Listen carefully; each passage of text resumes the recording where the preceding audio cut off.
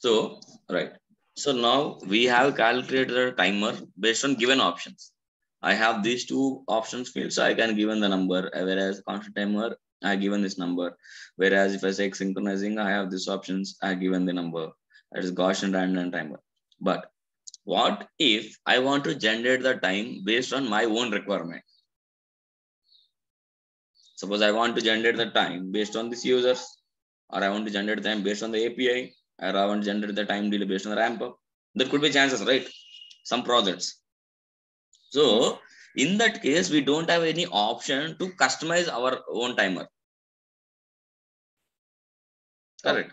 So in a JMeter, if you take any component, any case, if you are not able to find the particular custom use case or other than JMeter providing options, then you can go with the bean shell. So in every component, you will see bean shell components. That's where you will write the code to achieve our custom code. Suppose in the timer, right, we're discussing, you can see bean shell timer. So out of all these timers, if I'm not able to achieve my, like whatever I'm expecting, then you go with the bean shell timer. Otherwise, suppose you are doing some post processor. If you are not able to use regular expression extractor, like we do correlation, right? And you want something else, then you go bean shell post processor. And same as in the pre-processor, bean shell pre-processor.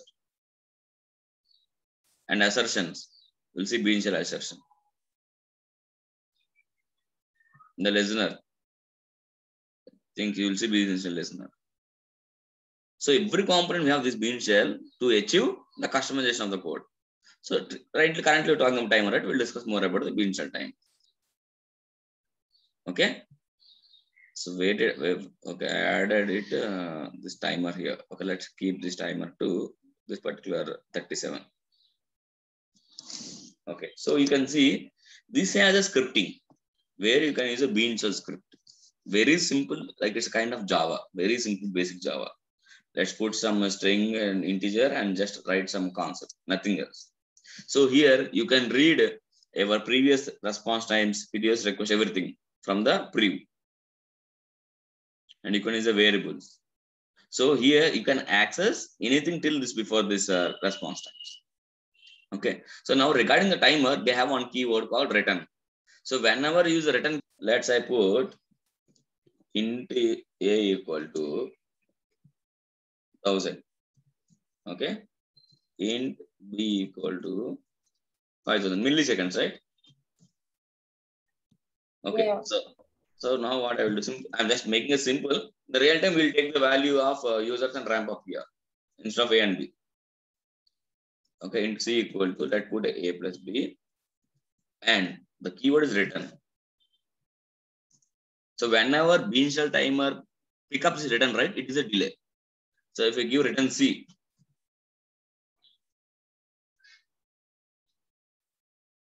okay, return c means it will delay the 6 seconds. Okay, let's see.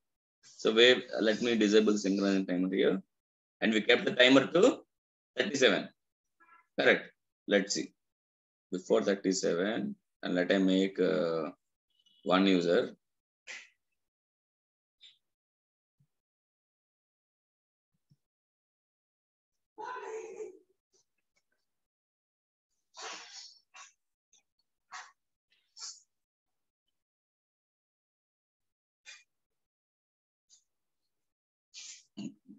That 37, na? Let's see.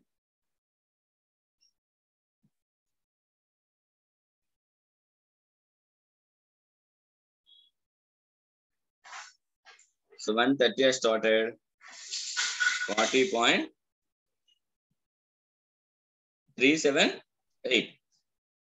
30 request. And what is the response time? Plus 0.682. So 4106. But when the next request started, minus 48.034. See? 6.974. What we are given the time delay here there? 6 seconds. So I think some it should be 6 only. Let me calculate again. 30 to 37, correct?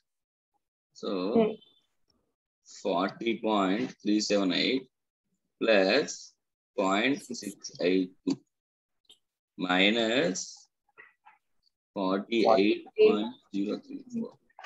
Okay, it should be 6, but I'm not sure why it's 6.97. Okay, but you got 6, right? Now let me do one thing. Here in the timer, let me make it as a 11. So 11 plus 5, 16 seconds. Correct. Let's see.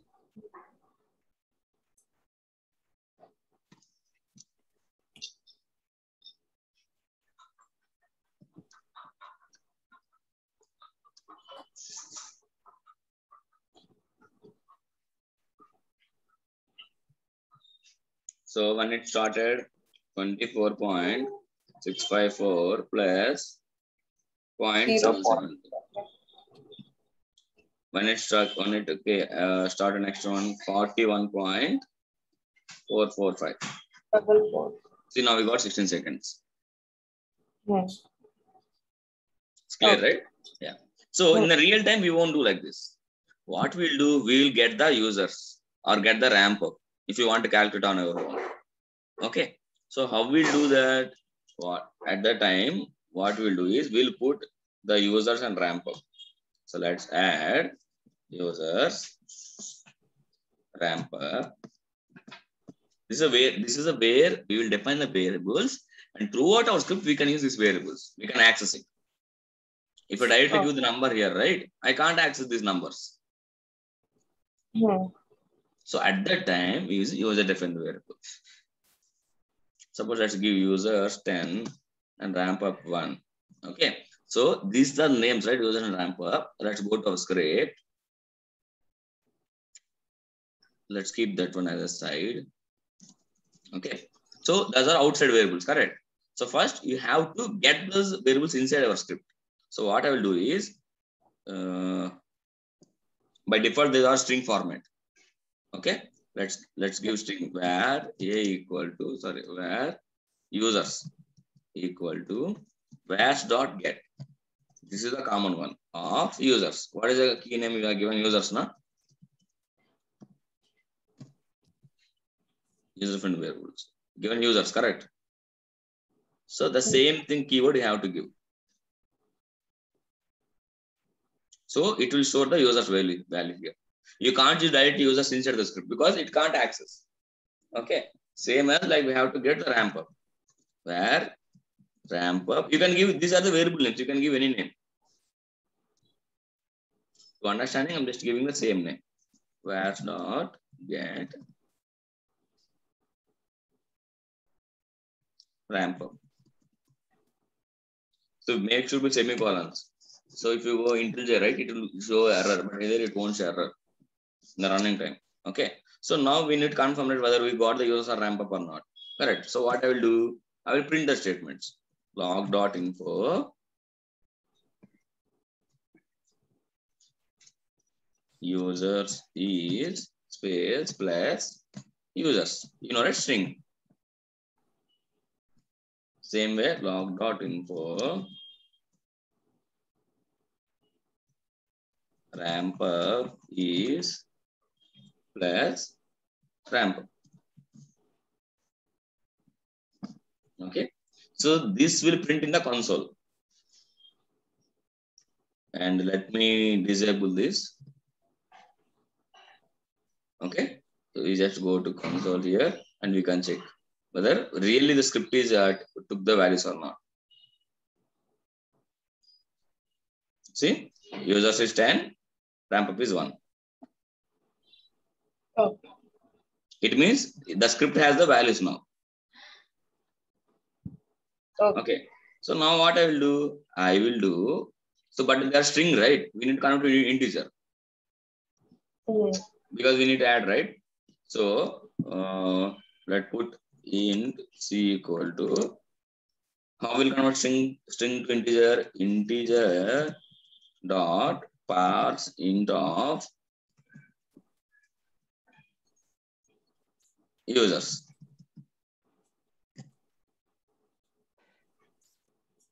Okay.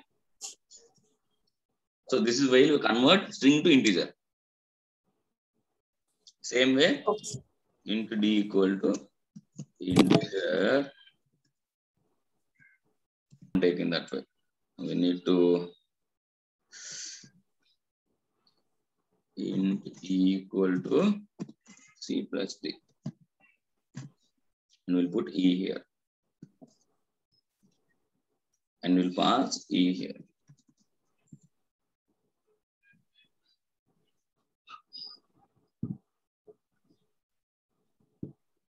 See, now we got the errors. What is saying? I think the mistake in the integer pass it encountered at line 19, column 1.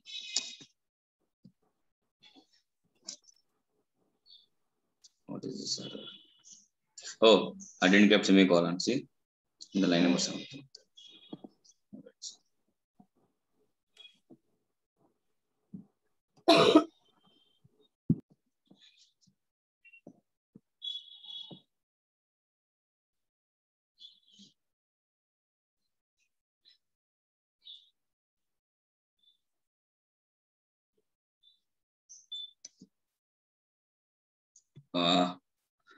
Geometry also hanged.